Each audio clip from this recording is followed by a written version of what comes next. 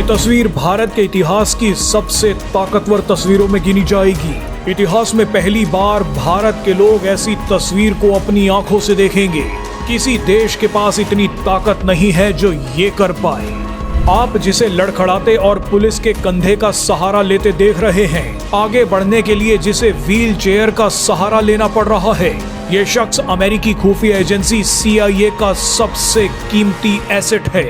अपने एजेंट को भारत में इस तरह से रेंगता देख CIA की सांसें अटकी हैं। साफ पता चल रहा है कि भारत में अमेरिका के इस एजेंट की सही से खातिरदारी हुई है।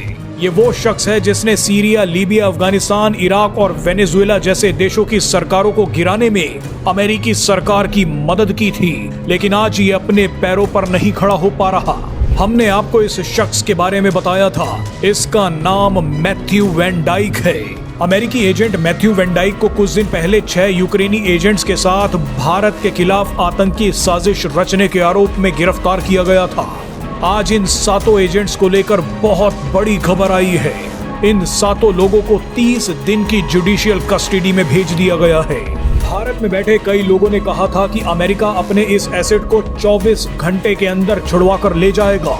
कई गद्दार भारतीयों ने यहाँ तक बोलना शुरू कर दिया था कि भारत सरकार ज्यादा समय के लिए अमेरिका के इस एजेंट को नहीं पकड़ कर रख सकती, लेकिन भारत ने दिखा दिया कि उसने अमेरिकी एजेंट को पकड़ा भी और उसकी तुड़ाई भी करी और अब 30 दिनों के लिए जेल भेज दिया है।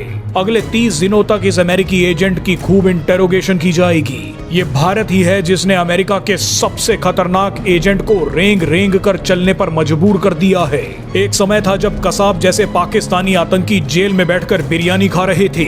उस समय अमेरिकी एजेंट्स को हाथ लगाने तक की हिम्मत भी शायद नहीं थी, लेकिन ये आज का भारत है। दुनिया को मोदी की ताकत का अंदाजा नहीं है। आपको बता दें कि मैथ्यू वैन डाइक के टारगेट पर PM मोदी भी हो सकते थे। इसके टारगेट पर खास तौर से भारत का नॉर्थ ईस्ट था। ये नॉर्थ ईस्ट में आग भड़काकर भारत में गृह युद्ध जैसी स्थिति पैदा करने की फिराक में था। कई लोगों ने दावा किया है कि मैथ्यू वैन डाइक के गिरफ्तार होने के कुछ समय बाद ही भारत में अमेरिकी राजदूत सर्गेई गोर ने भारतीय NSA अजीत डोवाल से मुलाकात की थी। शायद अमेरिकी राजदूत मैथ्यू वैन डाइक को किसी भी कीमत पर छुड़वाना चाहते थे, लेकिन मैथ्यू वैन डाइक जितना कीमती अमेरिका के लिए है, उससे 10 गुना ज्यादा कीमती भारत के लिए है। इसकी कीमत का अंदाजा आप इसी बात से लगा सकते हैं कि कुछ दिन पहले रूस का एक डेलीगेशन भारतीय NSA अजीत डोवाल से मिलने पहुंचा था। दावों के मुताबिक इस मुलाकात में मैथ्यू वैन डाइक और 6 यूक्रेनी एजेंट्स को लेकर चर्चा हुई थी, क्योंकि रूस भी इन 7 लोगों से कई जानकारियां निकलवाना चाहता है।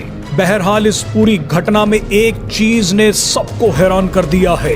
पश्चिमी देशों की मीडिया और पाकिस्तानी मीडिया इस खबर पर बिल्कुल खामोश हैं। चलिए इनका तो समझ आता है, लेकिन भारत में बैठे वामपंथियों और फर्जी बुद्धिजीवियों को भी सांप सूंघ गया है।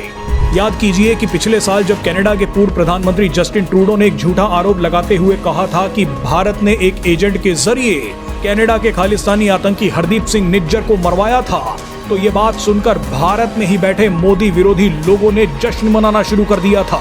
इन लोगों ने कहा था कि भारत दूसरे देश में ऐसा कैसे कर सकता है। हालांकि जब भारत ने कनाडा से सबूत मांगे तो कनाडा ने जवाब दिया कि हमारे पास कोई सबूत नहीं है, हमें तो बस लगा कि भारत इसके पीछे हो सकता है। सच्चाई के साथ जुड़िए डेली इंडिया न्यूज के साथ। तो देर किस बात की? डेली इंडिया न्यूज अब आपके WhatsApp पर भी उपलब्ध है। जुड़ना बहुत आसान है, बस सामने दिख रहे QR कोड को स्कैन करें या नीचे दिए गए लिंक पर क्लिक करें। और हाँ, चैनल को फॉलो करने के बाद बेल आइकन दबाना ना भूलें ताकि कोई भी जरूरी अपडेट मिस ना हो।